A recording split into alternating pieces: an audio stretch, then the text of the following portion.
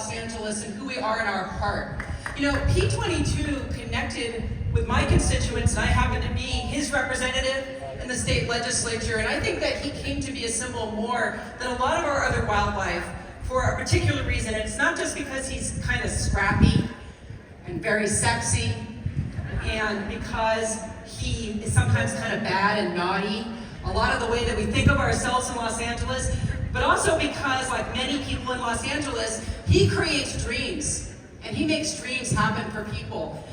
I think that in a day and a time when there's so much bad happening when it comes to the ecology of our planet, when we hear bad news all the time about climate change, about mass extinctions, when we in Los Angeles read every single month about pumas killed on our highways, P-22 gave us hope that maybe, just maybe, the animals will win and nature will win, and that maybe we all have a chance. Every time one of those cats was found on the highway, I would always ask my team, was it our mountain lion? Was it P-22? And it never was. It was never P-22 on these highways. And I think that that success shows us that there is success possible. So my colleague, Richard Bloom, and I authored a bill to ban coagulant rodenticide, the rat poison that poisoned P-22 and so much other wildlife. And you know something? The first year we introduced it, it didn't pass. We couldn't get it through the legislature. The second year, we showed that heartbreaking picture of P-22 covered in mange. And you know what happened? That bill passed, and now there is a ban on that rodenticide. But it's a limited ban, which shows you how much work there is to do.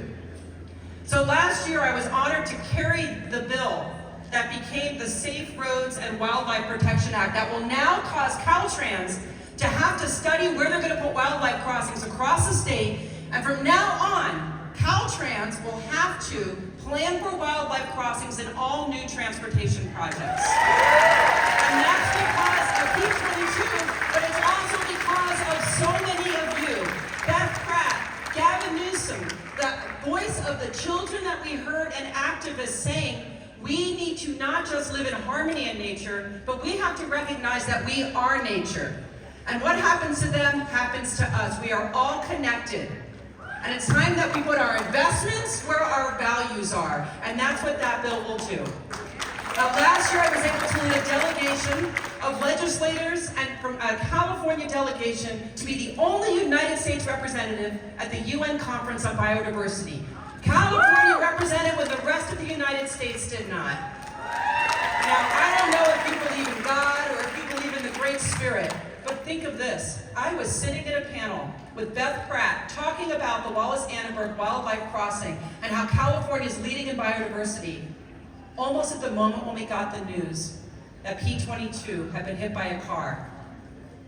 That shows you that there's something happening with that cat and what we're doing in California that's bigger than us all. And he has left a giant paw print out there on the world, and we are following, but there's so much more to do. There are tables here for advocacy. Please sign up.